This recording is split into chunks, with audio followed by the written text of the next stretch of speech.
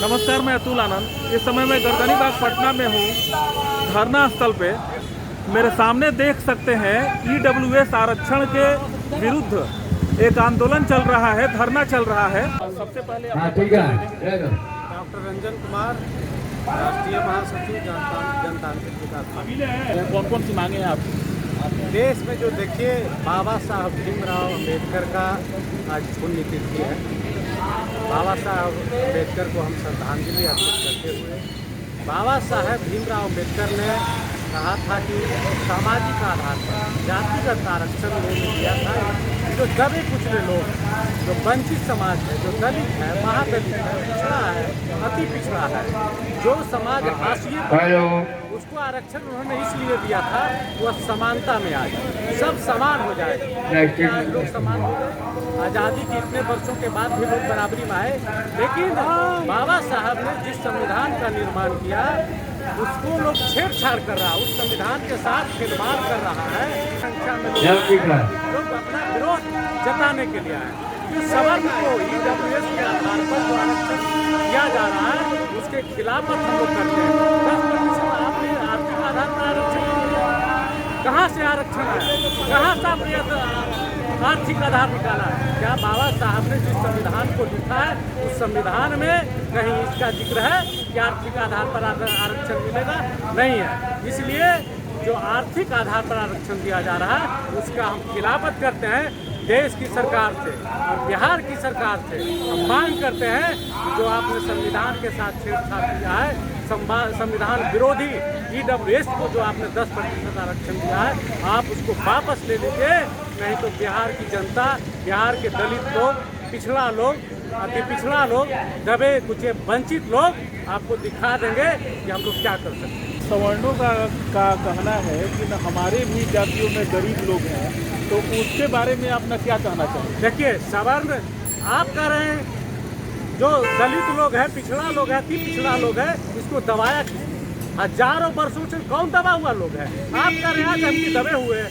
आप आज़ादी कितने बाद भी आप देख लीजिए किसको नंगा गांव में किया जा रहा है, किसको छुआछूत किसको माना जा रहा है? कोई भूमियार का बच्चा, राजपूत का बच्चा, ब्राह्मण का बच्चा, मैं जाति का नाम इसलिए ले रहा हूँ, क्या उससे कोई छुआछूत हो रहा है? हम लोग कहीं जो बैकवर्ड समाज, वंचित समाज, दलित समाज है, हम छुआछूत कर रहे हैं? हमारे साथ वो अलग छुआछूत कर रहे हैं। और जब तक समानता नहीं आएगी, जब तक आर्थिक आधार पर जब संविधान में नहीं कहीं लिखा हुआ है कि आर्थिक आधार पर आप आरक्षण देने की बात है, तो आप कैसे किए? अगर आपको आर्थिक आधार पर आरक्षण देना है तो उसका भी एक उपाय है, उसका उपाय निकल सकता है। जिसकी जितनी आबादी है पहले आप 100% आरक्षण बांटिए। जिसका जितना आबादी है पहले उस आरक्षण को बांट दीजिए, तब आप निकालिए इस जात में कौन लोग गरीब है, कौन लोग आर्थिक रूप से पिछड़ा हुआ, तब आरक्षण आप इस पर लगाइए। लेकिन जिसकी आबादी 90% उसको आप दे रहे हैं 49.5% रिजर्वेशन, और जिसकी आबादी 10% उसको आप दे रहे हैं 50.5% रिजर्वेशन। क्या न्याय है? अन्याय है या पाप है? घोर पाप है। अब दलित, अब वंचित समाज और अति पिछड़ा समाज जाग गया है। अब दिखाएगा कि हम अपना हक आपसे कैसे लें। सुप्रीम कोर्ट ने इस पर फैसला दे दिया है, फैसले पर आपकी क्या राय है? देखिए, सुप्रीम कोर्ट के फैसले को हम इसलिए नहीं मानते हैं कि 5 जजों का जो टीम था उसमें से मात्र 3 जज ने कहा कि इसको लागू कीजिए, लेकिन दो लोगों ने कहा कि नहीं यह गलत है। वहाँ पर बैठे हुए कौन लोग? सुप्रीम कोर्ट में बैकवर्ड का बच्चा, दलित का बच्चा, पिछड़ा का बच्चा, वंचित समाज के बच्चे को आप सुप्रीम कोर्ट का न्यायाधीश में भर्ती करते हैं क्या? संविधान के साथ आप छेड़छाड़ कर रहे हैं। कोलेजियम आपने बना दिया। हाँ। कौन बनाया उसको? यह तो समझने की बात है। कौन बनाया? हम उसका खिलाफत करते हैं। आपको अगर आपने रिजर्वेशन को छेड़छाड़ आपने किया है तो आपको उसमें भी छेड़छाड़ पहले करना पड़ेगा। हमारे लोग सुप्रीम कोर्ट में भी बैठे हैं, हमारे लोग देश के केंद्रीय विश्वविद्यालय में भी बैठे हैं, हमारे लोग सब जगह कार्यपालिका और न्यायपालिका में बैठे, तब जाकर बराबरी की बात आप कर सकते हैं। नहीं तो यह तो एक तरफा की है। आप जो मन में जो कानून बना दीजिएगा, जो मन करेगा जो आप बना दीजिएगा, ऐसे देश नहीं चलेगा।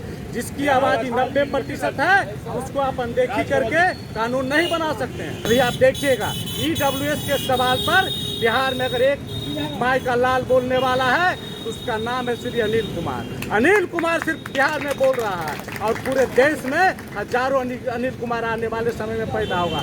लोकसभा में भी हमारे लोग होंगे, विधानसभा में भी हमारे लोग होंगे, तब जा करके हमारी लड़ाई धारदार हो। सुप्रीम कोर्ट ने बरकरार रखा है, तो अब इसको जो है ना समाप्त करने का कौन सा संवैधानिक तरीका होगा? देखिए, संवैधानिक तरीका बिहार की देश की जनता है। जनता से सर्वोपरि न तो न्यायपालिका है और नहीं तो कोई अथी है। अगर बाबा साहब ने जिस संविधान का निर्माण किया उसको आपने चक्रव्यूह रच करके 15 और 16 अनुच्छेद का अपने संविधान के 15 और 16 अनुच्छेद का आपने घेरा लगा करके और उसको बदलने का काम किया। उनको ना रास्ता निकालना है, जो देश की सत्ता में बैठे हुए हैं, जो राज्य की सत्ता में बैठे हुए हैं, उनको रास्ता निकालने की जरूरत है। रास्ता हम बताएंगे। 10% का रिजर्वेशन अगर आपने लगाया तो रास्ता आपको खुद निकालना पड़ेगा। हमको जो कुछ करना पड़ेगा, बिहार की जनता को, आवाम को और जनतांत्रिक विकास पार्टी को जो भी करना पड़ेगा, बिहार की जनता के लिए, देश की जनता के लिए करेंगे। और सर, ये चैनल के माध्यम से आप क्या कहना चाहेंगे जो कि बिहार सरकार और केंद्र सरकार तक पहुँचे? हम देश की सरकार और राज्य की सरकार को चेतावनी देना चाहते हैं। यह वह दिन दूर नहीं, यह तो अभी हमारा सांकेतिक धरना है। यह पूरे बिहार के हर एक घर में हम लोग जाएंगे, बिहार के हर एक आवाम से हम चर्चा परिचर्चा करेंगे और उनको अभी जागे हैं लेकिन बहुत कम लोग जागे हैं। उनको समझ में नहीं आ रहा है जो चक्रव्यूह इन्होंने बनाया है उस चक्रव्यूह का क्या परिणाम होगा। अभी नामांकन में देख लीजिए, शैक्षणिक क्षेत्र में देख लीजिए, नौकरी में देख लीजिए, कौन लोग सबसे आगे। इसलिए बिहार की जनता को जागना पड़ेगा और जागेंगे। देश की सरकार और राज्य सरकार को हम चेतावनी देना चाहते हैं, आप भी जाग जाइए और कान खोल करके सुन लीजिए। आपने जो बहुरूपिया रंग दिखाया है देश की और बिहार की जनता को, अपना जो आपने संविधान विरोधी आपने कानून EWS को 10% रिजर्वेशन आरक्षण देने का बनाया है, उसको आप वापस ले लीजिए, नहीं तो आपको भोगना पड़ेगा आने वाले समय। सर, बहुत बहुत धन्यवाद जी से बात करें। थैंक यू, धन्यवाद।